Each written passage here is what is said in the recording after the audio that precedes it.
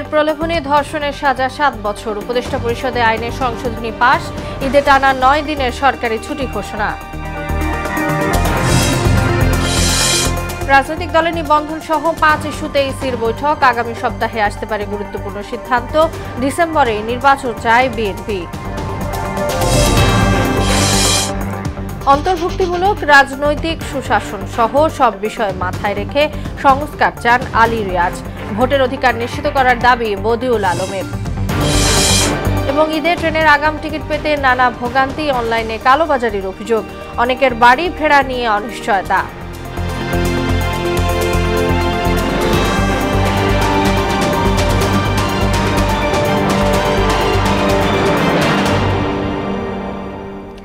আসসালামু আলাইকুম, সবাইকে মোহনা সংবাদে স্বাগত। শুনছিলেন শিরোনাম, সঙ্গে আছি তাসনুবা বিনতে তাহের।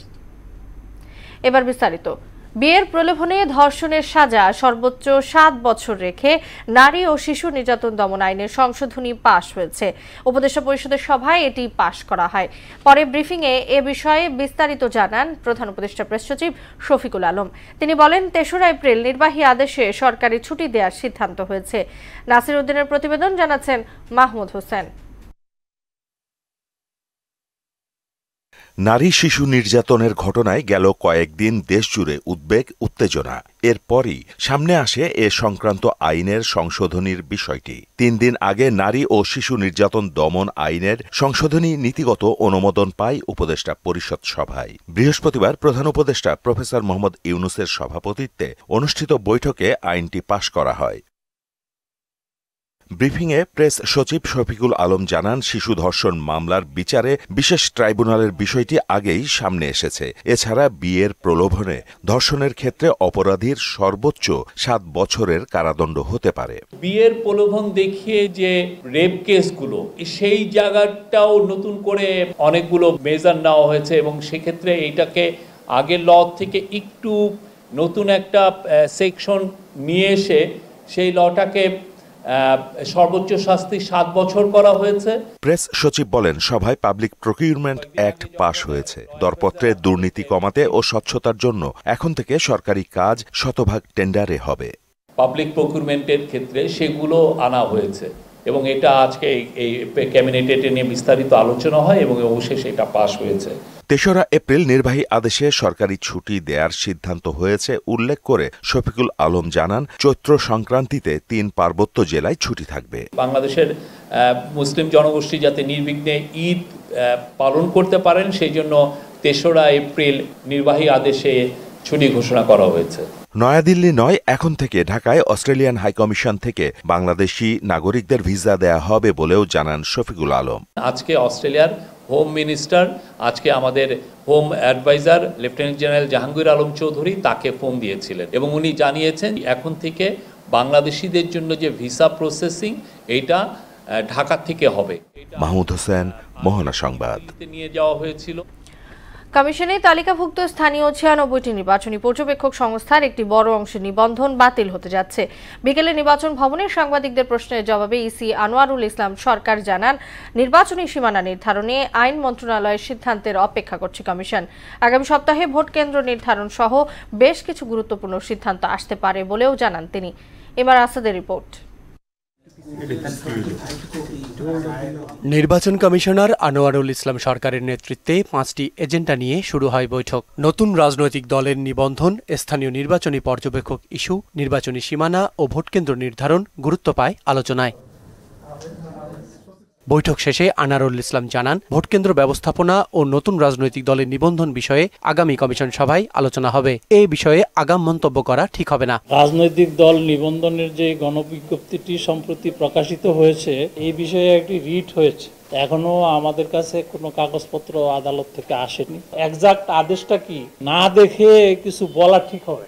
হয়তো আগামী সপ্তাহে খবরটা আমরা পাবো এবং কপিও আমরা পেয়ে যাব। ভোট কেন্দ্র ব্যবস্থাপনা নীতিমালা নিয়েও আমরা আজকে কথাবার্তা বলেছি।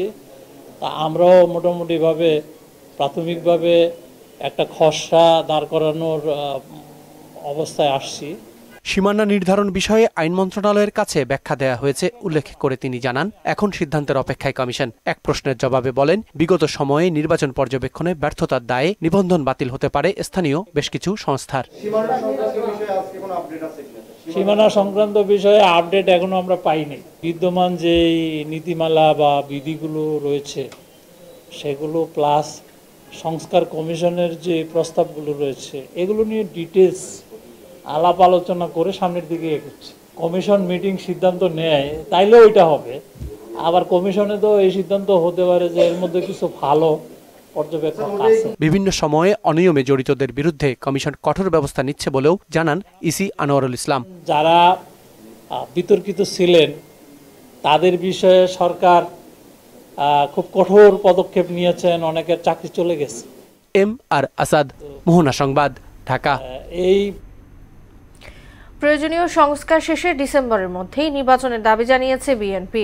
রাজধানী গুলশানে বিএনপি চেয়ারপারসনের রাজনৈতিক কার্যালয়ে ইউরোপীয় ইউনিয়ন রাষ্ট্রদূত মাইকেল মিলারের বৈঠক শেষে কথা বলেন দলের স্থায়ী কমিটির সদস্য আমির খসরু মাহমুদ চৌধুরী।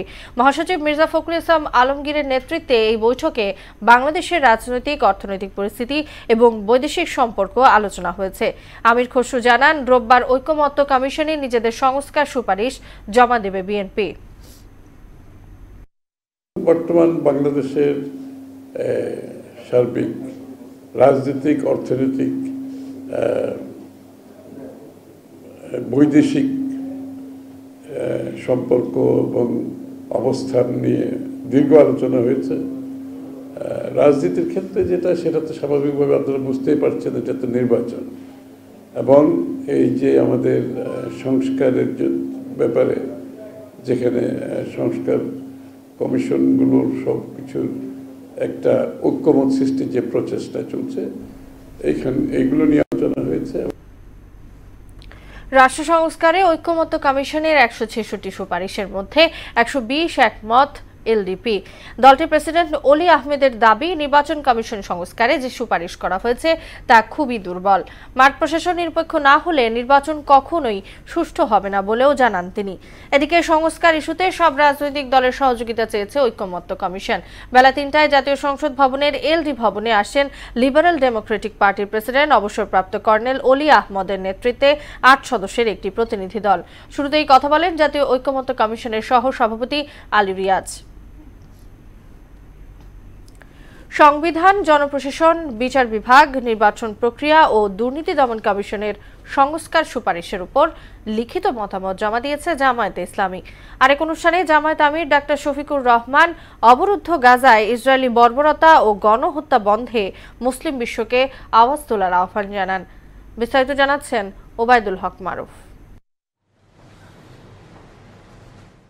জাতীয় সংসদ ভবন এলাকায় জাতীয় ঐকমত্য কমিশনের কার্যালয়ে কমিশনের সভাপতি অধ্যাপক আলী রিয়াজের হাতে দলীয় মতামত জমা দেন জামায়াতের সেক্রেটারি জেনারেল মিয়া গোলাম পরোয়ার।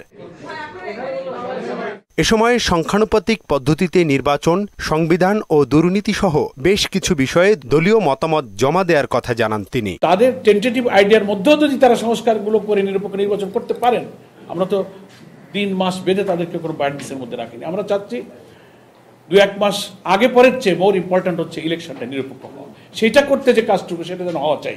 এদিকে গাজায় ইসরায়েলি বর্বরতা ও গণহত্যার প্রতিবাদে দেশব্যাপী বিক্ষোভ কর্মসূচির অংশ হিসেবে বায়তুল মোকাররমে বিক্ষোভ সমাবেশ করে জামায়াত।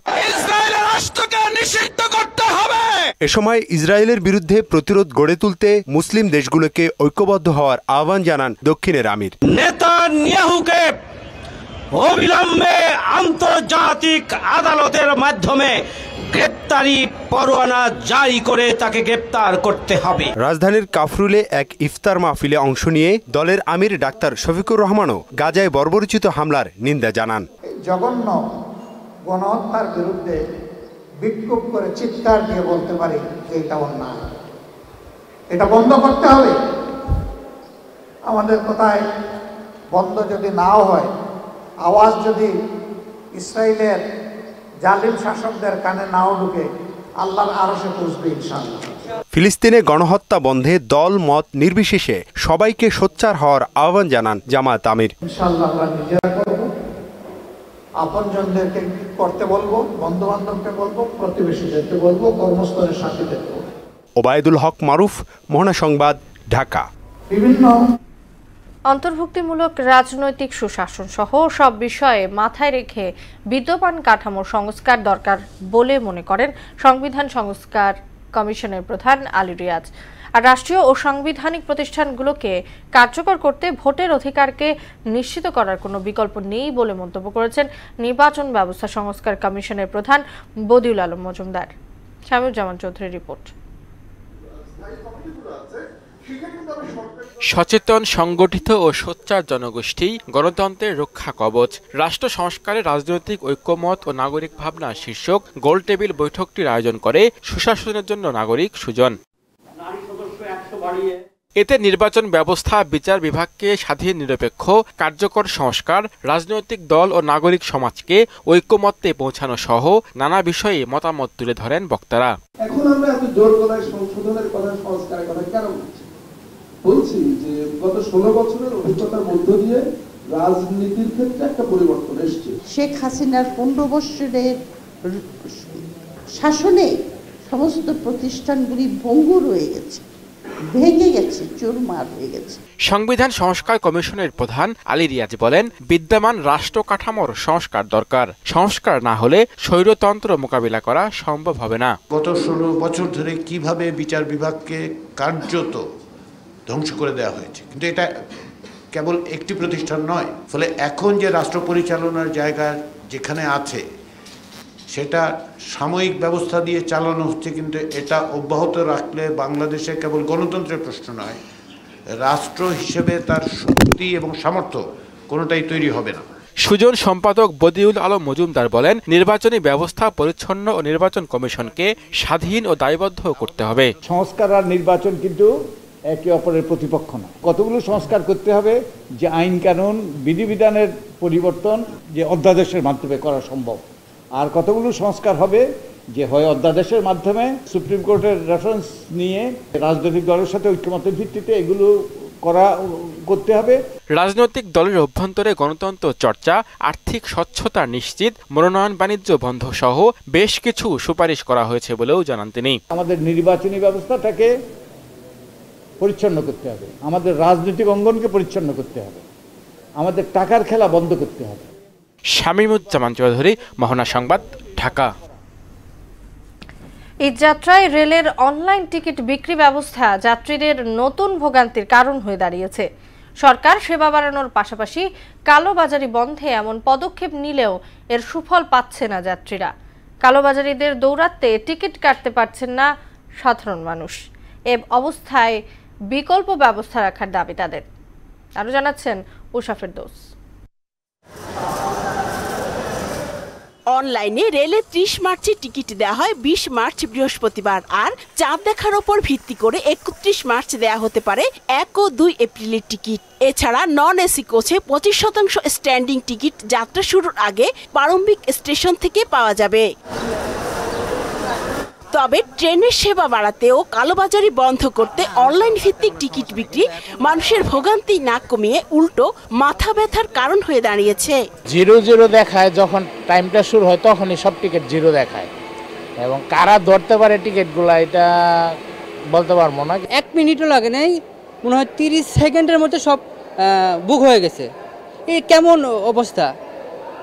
এটা তো কোনো আপডেটই দেখলাম না। এই একটা ঈদের আমরা 10 দিন আগে থেকে আমরা ট্রাই করতেছি, মানে একটা টিকিট তো দূরস্থান, মানে আমি অলরেডি একটা পাইছিলাম, কিন্তু অপিডি নাম্বার দিতে গিয়ে ওরা আবার বলতেছে আবার ট্রাই করেন। ট্রেনের প্রায় 71% টিকিটই বিক্রি হয় অনলাইনে, বাকি যে 29% টিকিট কাউন্টারে বিক্রি হয়। এর প্রায় সবই হয় কম গুরুত্বপূর্ণ ট্রেন যাত্রার ক্ষেত্রে।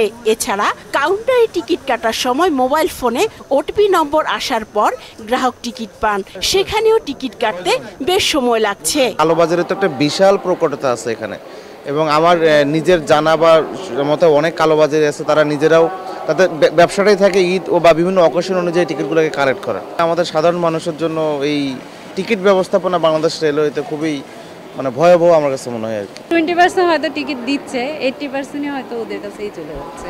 এজন্য ওরা লাভবান হচ্ছে। চাহিদার তুলনায় টিকিট সংখ্যা অনেক অপ্রতুল, এই কারণে আমরা টিকিট পাচ্ছি না। অনলাইনে 1 মিনিটেই টিকিট শেষ, এমন অভিযোগ এখন প্রায় সব টিকিট প্রত্যাশীদের। 1-2 মিনিটের ভিতরে সব শেষ হয়ে যায়, টিকিট ঢোকাই যায় না। আগে মনে হচ্ছিল যে আমরা খুব এই নতুন সিস্টেমে সহজ পদ্ধতিতে সহজে পাবো, কিন্তু এখন সহজের জায়গায় একটু আগের থেকে আমার মনে হয় জটিলতা একটু বেশি হয়েছে। ঝক্কি ঝামেলা এড়াতে একটু আগেই রাজধানী ছাড়ছেন অনেকে। বগি অবধি পৌঁছাতে পারি না, উঠতে পারি না, দরজার কাছ থেকে সরে আসতে হয়, এরকমও হয়েছে, এই জন্য আগে আগে যাচ্ছে। উষা ফেরদৌস, মোহনা সংবাদ, ঢাকা। পাবনার ঈশ্বরদীতে যাত্রীবাহী বাস ও সিএনজি চালিত অটোরিকশা সংঘর্ষে শিশুসহ 5 জন নিহত হয়েছেন। বিকেল 5টার দিকে মুলাডুলির বহরপুর এলাকায় এ দুর্ঘটনা ঘটে। ঈশ্বরদী থানা পুলিশের ভারপ্রাপ্ত কর্মকর্তা শহীদুল ইসলাম জানান, ঘটনাস্থলেই 4 জন নিহত হন। গুরুতর আহত 3 জনকে ঈশ্বরদী হাসপাতালে ভর্তি করা হয়েছে। পরে আশঙ্কাজনক অবস্থায় 2 জনকে রাজশাহী মেডিকেল কলেজ হাসপাতালে নেওয়ার পথে একজনের মৃত্যু হয়। ঘটনার পরপরই বাসের চালক ও হেলপার পালিয়ে গেছে।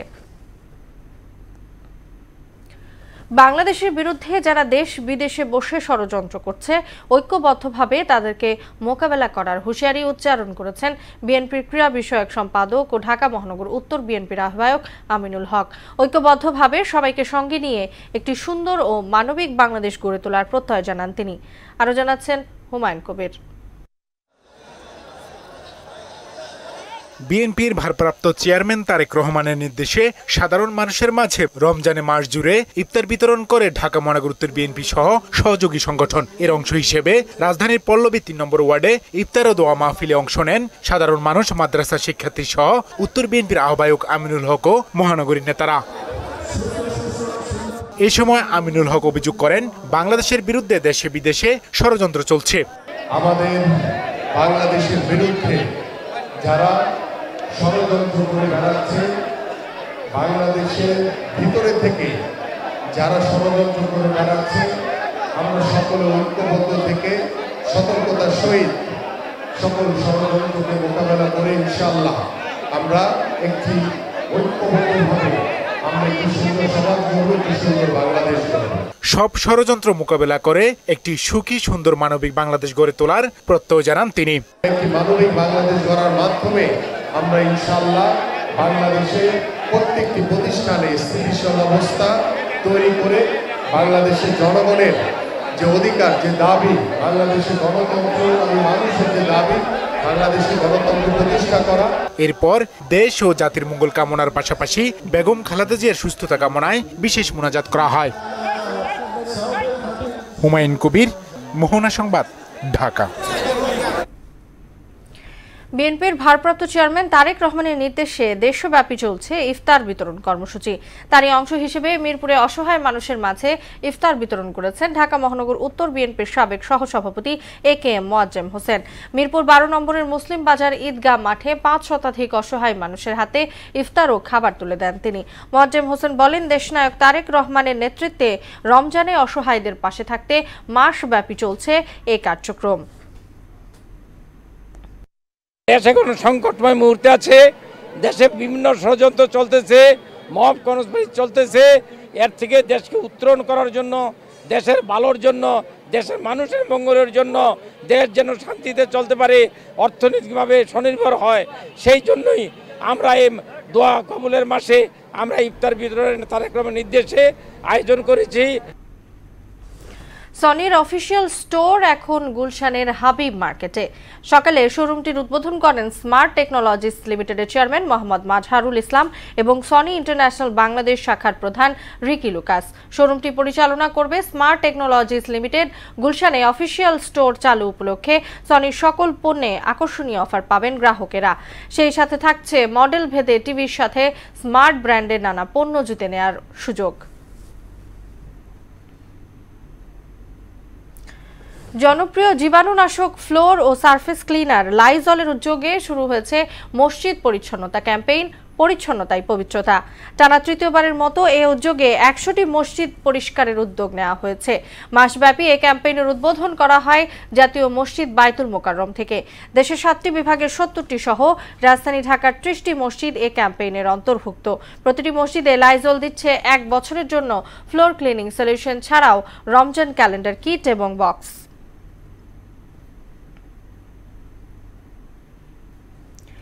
দেশের বাইরের খবর, ইসরায়েলি বর্বরতায় গাজায় আরও ৭০ ফিলিস্তিনি নিহত হয়েছেন।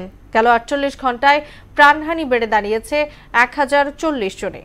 এদিকে যুক্তরাষ্ট্রের বিমান হামলায় ইয়েমেনের ১৬ হুতি সদস্য নিহত হয়েছেন। হুতিদের নির্মূলের হুমকি দিয়েছেন প্রেসিডেন্ট ডোনাল্ড ট্রাম্প। অন্যদিকে বিশ্বজুড়ে চলমান অস্থিরতার মধ্যেই যুদ্ধ বিমানের সংখ্যা বাড়ানোর ঘোষণা দিয়েছে ফ্রান্স।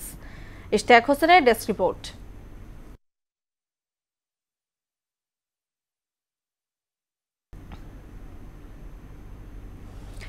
খেলার খবর, ফুটবল। ভারতের বিপক্ষে এশিয়ান কাপ বাছাইয়ের দল ঘোষণার আগে আলোচনার কেন্দ্রবিন্দুতে ছিলেন দুই প্রবাসী খেলোয়াড় হামজা চৌধুরী এবং ফাহমিদুল ইসলাম। হাভিয়ারের ক্যাবেরার চূড়ান্ত একাদশে ঠিকই আছেন হামজা, তবে জায়গা হয়নি ফাহমিদুলের। দল ঘোষণার পর ভারতের উদ্দেশ্যে দেশ ছেড়েছে হামজা চৌধুরীরা। ভারতকে হারানোর লক্ষ্য নিয়েই দেশ ছাড়ল তারা। ভারতের বিপক্ষে ম্যাচের জন্য ২৪ সদস্যের চূড়ান্ত দল ঘোষণা করেছেন বাংলাদেশের কোচ হাভিয়ার কাবরেরা। কন্ডিশনিং ক্যাম্প থেকে বাদ পড়েছেন আরিফ, পিয়াস আহমেদ, নোভা এবং তাজউদ্দিন।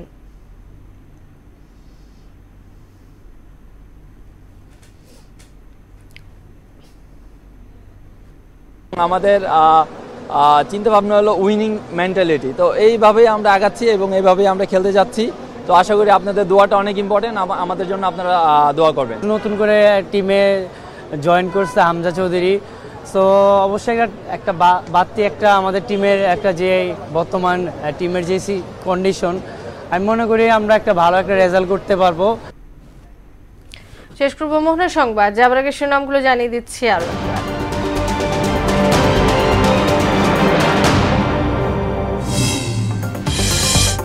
বিয়ের প্রলোভনে ধর্ষণের সাজা ৭ বছর। উপদেষ্টা পরিষদে আইনের সংশোধনী পাশ।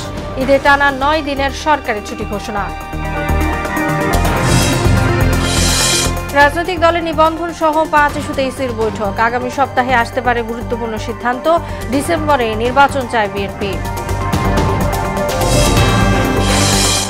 অন্তর্ভুক্তিমূলক রাজনৈতিক সুশাসন সহ সব বিষয় মাথায় রেখে সংস্কার চান আলী রিয়াজ। ভোটের অধিকার নিশ্চিত করার দাবি বদিউল আলমের। এবং ঈদে ট্রেনের আগাম টিকিট পেতে নানা ভোগান্তি, অনলাইনে কালোবাজারির অভিযোগ, অনেকের বাড়ি ফেরা নিয়ে অনিশ্চয়তা।